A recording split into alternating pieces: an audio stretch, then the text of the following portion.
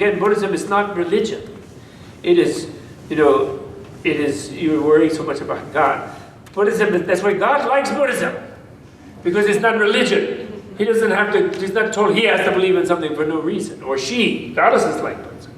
Because Buddhism is really realism, that's all it is. It's real, unflinching realism. Because based on the idea that Buddha discovered that reality itself is all right. That therefore the more you know of it, the better you feel, the more all right you feel. Ignorance is not bliss. Ignorance is the root of suffering. Reality is bliss. So the more you know of reality, the more you uncover the distortions over the surface of reality that our habitual mind imposes, the more bliss we know. Which is quite wonderful. So therefore, Buddha, Shariputra actually in another context, not in this text, was asked by someone met in the bazaar who was seeking a teacher, what does your teacher teach? Not Shariputra, I'm sorry. Shariputra asked him, before he was the Buddha's disciple, he asked a guy called Ashvajit, excuse me. And Ashvajit was a simple monk, but Shariputra liked him because he seemed very calm and peaceful and steady, So he really liked it. He met a lot of yogis and things, but this one had something about him. So he said, well, I want to meet your teacher. What does he teach? And they almost said, I can't tell you what he teaches. I don't know. Go talk to him yourself. And he said, no, but you surely can give me an epitome. And that Ashvajit said, okay, my teacher, the great philosopher, said that all things arise from causes. And he said what those causes are. And he showed how to interfere with those causes, or to cease those causes. And that's what he has to teach. And that's not a religious proclamation.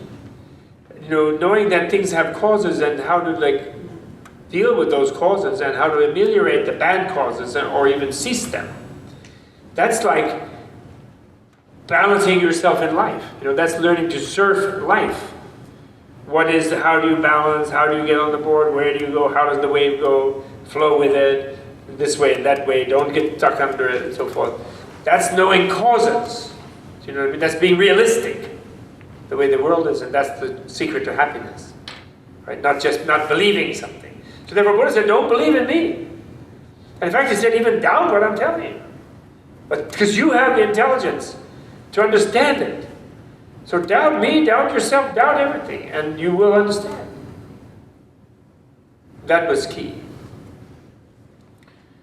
Okay, now there's another dimension in Vimalakirti. Those of you, which we'll go into more tomorrow, but those of you who are not coming back tomorrow, let me just touch on it, which is, I think, very, very marvelous, and which is called the inconceivable liberation. And it's not the profound side, meaning the side going to the truth, to the sort of deep, absolute nature of reality, of freedom, voidness, and so on.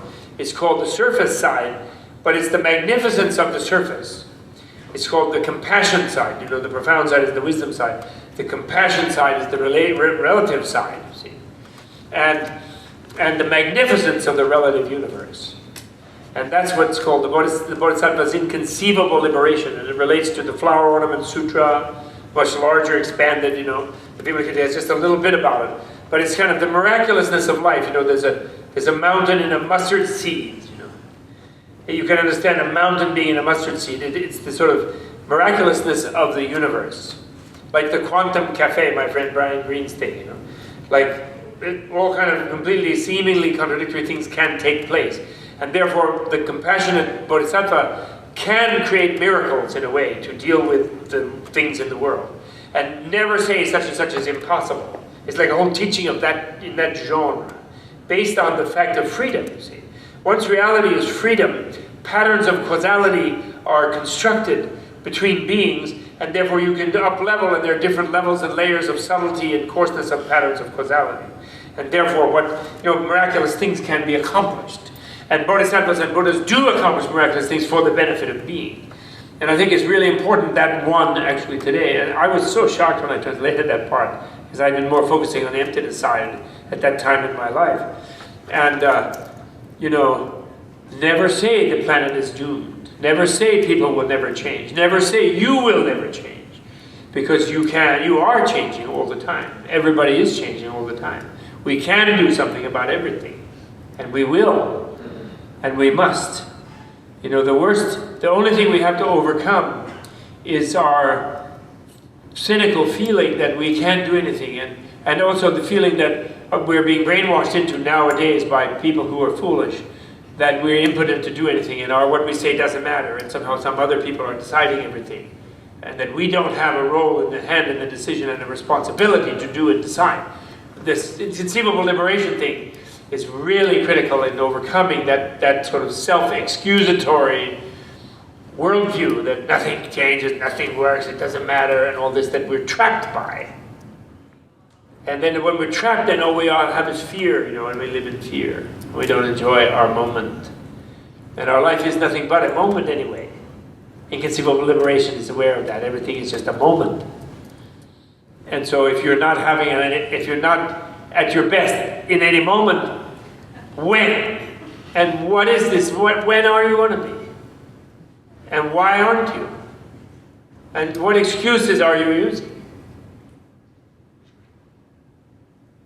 I love Gandhi, who said that when the British said to him, "Well, Mr. Gandhi, you don't think, after all we've built here in India, and all that we've invested here," meanwhile they'd ripped everything off, but anyway, "you don't just think we're going to walk on out of here, do you?" And he said, looked at him calmly, and he said, "Walking, I think that would lead you to the port of Bombay, and then you would get in a boat. You can't really walk on the water. But walking will do. You can ride in a car. Anywhere you like to go, you can go. You will go. Walking out is okay." I really like that. It's like, we can't impeach a lunatic who's destroying our country. Really? Why can't we? Who says? What is impeachment process for? For an unfit person. It's called recalling, maybe it sounds nicer. You recall someone from office. Well, when someone is incompetent, obviously, in destroying everything, why shouldn't we recall them? I mean, well, you can't. Well, why not? There's a lot more of us than them. There's millions of us. What's the matter with us? Why are we so passive? I'm so scared.